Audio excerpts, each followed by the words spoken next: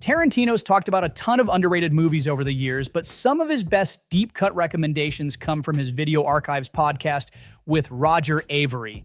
And by the way, if you haven't listened to it, I highly recommend it. It's a great listen. So let's go over some of the hidden gems he's brought up. Australia's got plenty of vicious wildlife, but for some reason, not a lot of movies about humans actually fighting animals to survive. Razorback is one of the few exceptions. This is Russell Mulcahy's 80s Ozploitation classic, and it's got one of the most ridiculous premises ever. A giant murderous boar terrorizing the outback. Producer Hal McElroy sold Razorback as Jaws on Trotters. So, the setup. Gregory Harrison plays Carl, an American who heads to Australia looking for his missing wife, a journalist who was documenting illegal wildlife hunting. He ends up teaming up with a hunter and a farmer to take down this massive rampaging razorback. And yeah, the whole thing is basically Jaws meets the Texas Chainsaw Massacre, except with Australian accents and worse acting. But here's the thing, it works. The filmmakers commit so hard to the absurdity that you just go with it. Plus, the animatronic pig is actually really well done. At one point, a guy literally says, "There's something about blasting the shit out of a razorback that brightens up my whole day." That kind of tells you everything you need to know. This one barely made a splash when it came out, but the people who've seen it actually loved it. This is Alexandra Rockwell's coming-of-age film that follows two siblings as they try to escape their chaotic home life. Their mom's dating an abusive guy, their dad's an alcoholic, so they run away and end up on this adventure with their friend. Rockwell's had an interesting career. If you've ever seen Four Rooms, that weird 90s anthology film where Tarantino and Rodriguez each directed a segment, Rockwell was actually one of the other directors involved in that, so he's been around for a while. Visually, Sweet Thing has this mix of black and white and color cinematography, and the soundtrack is all over the place, in the best way. Tarantino absolutely loves this movie. He called it one of the most powerful new films he'd seen in years. But what really stood out to him was how Rockwell shot it. Not on digital, but on actual black and white 16mm film. That, to Tarantino, gave it a soul. It's one of the early films from the Duplass brothers, and it's basically a rom-com that randomly turns into a horror movie. A group of aspiring filmmakers heads to a cabin to work on a screenplay. Romantic drama ensues. Chad likes Michelle, but Michelle's into Matt, who's supposed to be with Catherine. Pretty standard indie movie stuff. And then, in the middle of all that, a guy with a bag over his head shows up in Michelle's room. Except Chad and Matt swear it wasn't them. And from that moment on, the movie keeps flipping between comedy and genuine horror. It's rough, it's low budget, but that's kind of the charm. Most of the cast and crew went on to bigger things. Greta Gerwig, obviously. But Baghead is still an interesting early look at the Duplass brothers' style. Tarantino credits this movie with getting him into the whole mumblecore indie film movement. He said all that mumblecore stuff blew up while he was in Germany shooting Inglourious Bastards, so he had no idea it was even happening. But Baghead got his attention. The Relic is basically Night at the Museum meets Alien. An archaeologist ships some artifacts back from the Amazon, and surprise, one of them has these weird little eggs inside. They hatch, and before you know it, there's a giant reptile-mammal hybrid tearing through a museum. Of course, it's nowhere near Alien, but it's a solid, well-crafted monster movie. Penelope Ann Miller and Tom Sizemore are great in it, and while some of the late 90s CGI gets clunky, the practical effects really hold up, and that's the thing. This came out in that sweet spot for effects-driven movies, when CGI was being used, but it wasn't quite at the point where it could take over entire films. You still had practical effects, in-camera tricks. Titanic came out just a few months later, and that's basically the peak of that era's effects work. I'm not saying The Relic is on that level. Some of the CGI is rough, but when you go back and watch it now, you appreciate just how good a middle-budget creature feature could look back then. Tarantino raved about this low-budget thriller on his Video Archives podcast with Roger Avery. It's this weird mashup of a police procedural and a slasher movie. A secret group of businessmen hires mercenaries to take out criminals. But then one of them, some unhinged Vietnam vet named Charlie, goes completely off the rails and starts murdering everybody. It starts off like a pretty standard crime thriller, but then it takes some wild turns. It got trashed by critics when it came out. But if you're into grindhouse or video nasty type movies, this is one of those hidden gems that really delivers. It's only 90 minutes, and the storytelling is actually really engaging. The thing is, even hardcore grindhouse fans on Letterboxd seem kind of dismissive of this one. But it deserves more credit, because if you take it for what it is, it's a damn entertaining movie. Tarantino actually put this on his list of the 10 greatest films of all time for Sight and Sound magazine in 2012. Some people think that's insane, but either way, this movie is definitely something. It's this bizarre mix of sex comedy and murder mystery set in a high school. John David Carson plays this shy student named Ponce, and Rock Hudson, who by the way is incredible in this, plays Tiger, the school's football coach and guidance counselor. And Tiger's got a secret. Actually, a few. He's been sleeping with multiple students, and meanwhile, girls at the school keep turning up dead. So the whole movie plays out like this mix of a coming-of-age sex farce and a straight-up serial killer thriller. Even today, this movie is controversial, and for good reason. It's tackling subject matter that's deeply uncomfortable, and it does not shy away from it. But at the same time, it's a fascinating piece of 70s cinema, part of that era's whole obsession with sexual liberation. Some people compare it to Heathers, but this one is way more shocking. This one got mostly negative reviews when it came out, but Tarantino is a big fan apparently. Jonah Hill plays a total loser who's forced by his mom to babysit 3 out-of-control kids. And then his girlfriend calls him up and says, "Hey, I need you to get me some coke for this party." So, like an idiot, he actually goes out to get it, with the kids in tow. The Sitter, of course, isn't some groundbreaking, all-time classic comedy, but it's a fun one, especially if you want to go back to early Jonah Hill. It's definitely trying to recapture that Superbad energy, but it's got enough solid jokes to keep you entertained. And then we've got Sam Rockwell, who pops in as this absolutely insane drug dealer. He steals every scene he's in. Tarantino is a huge fan of Abel Ferrara, the guy behind Ms. 45, King of New York, and Bad Lieutenant. And this one is Ferrara's take on Invasion of the Body Snatchers, set on a military base in Alabama, where clones start replacing the personnel as part of this massive conspiracy. The story follows an EPA agent and his teenage daughter, who start to uncover what's going on. It's only 87 minutes, super tight, and it's got some interesting themes about conformity and personal freedom. What's interesting is that Tarantino actually has a really unique take on body snatchers.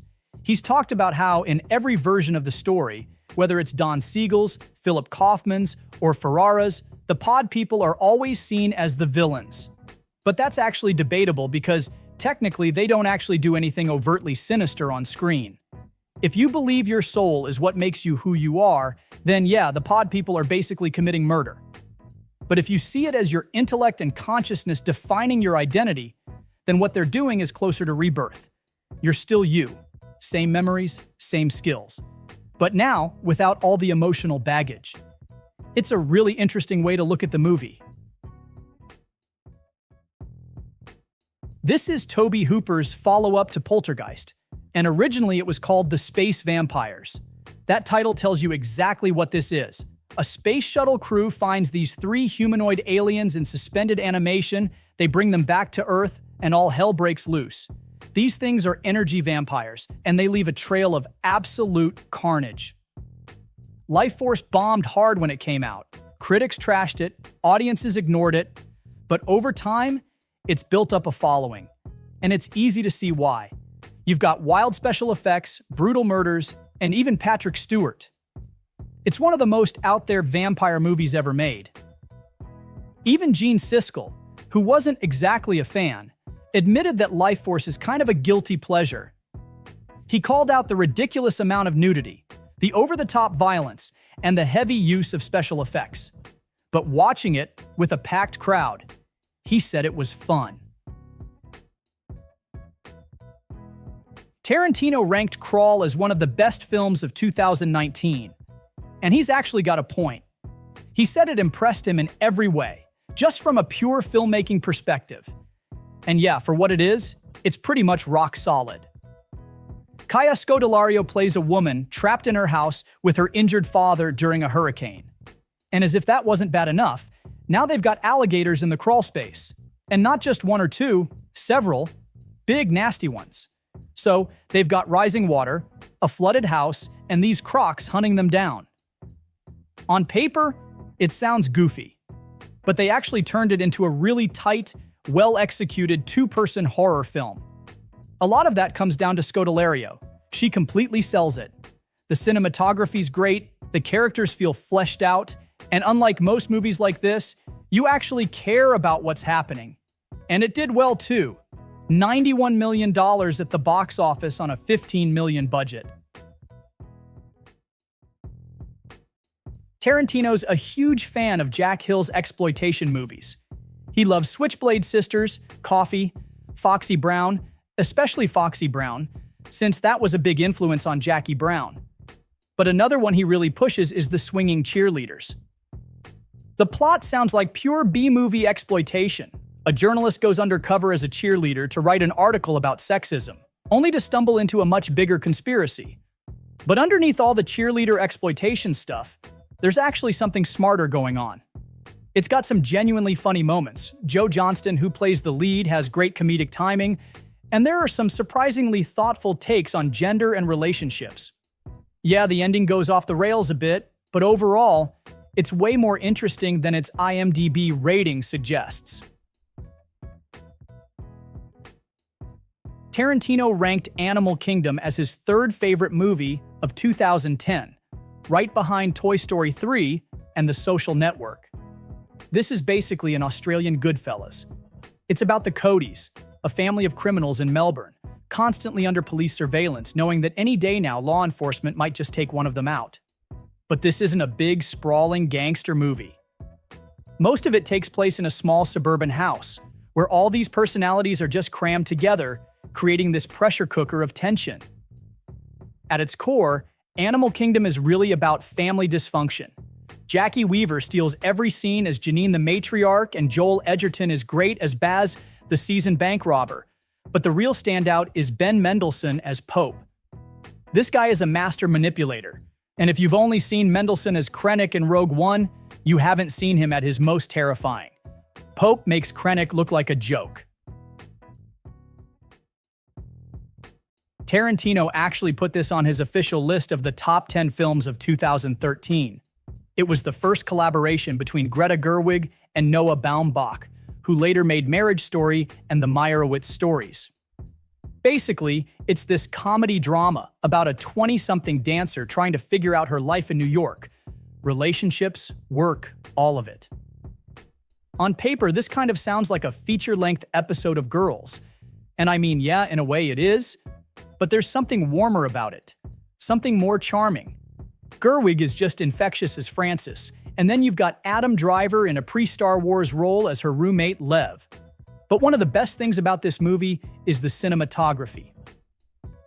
Baumbach shot it in black and white, kind of in that Manhattan style, and he said he did that to strip everything down to its barest bones, to give it this instant nostalgia. And even though the movie feels really loose and improvised, it actually wasn't.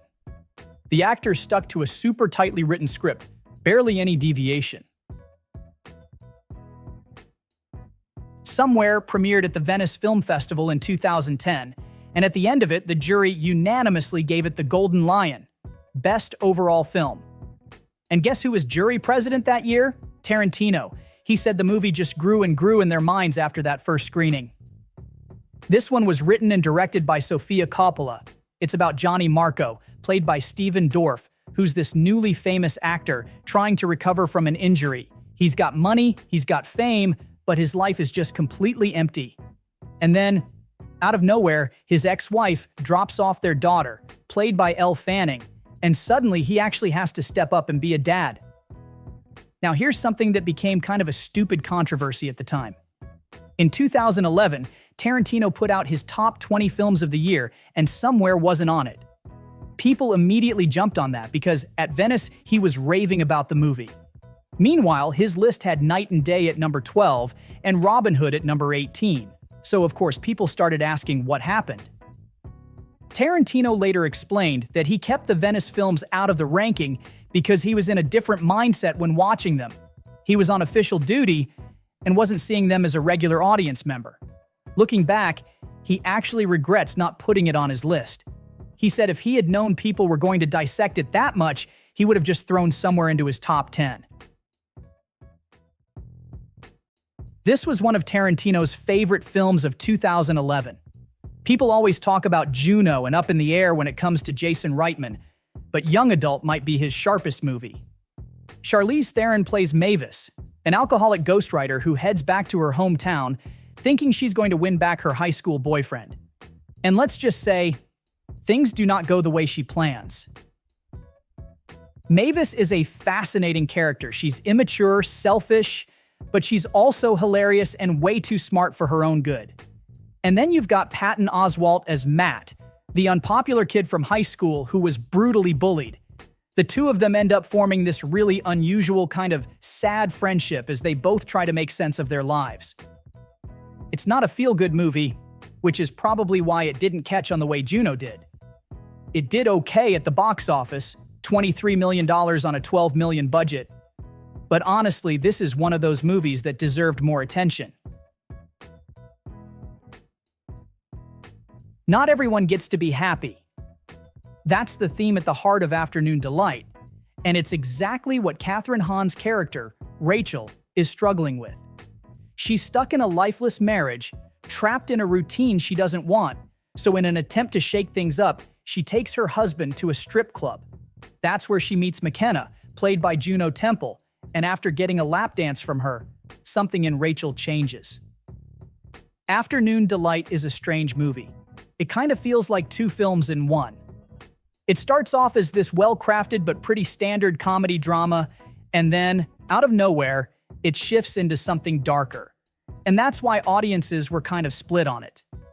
Not everybody was on board with the way it shifts tone, or how deep it goes into some pretty heavy subject matter. But if you stick with it, you get an incredible performance from Hahn, easily one of the best of her career. Love and a 45 came out in 1994, and Tarantino actually called it the best out of all the movies that tried to imitate his style. And back then, there were a lot of them.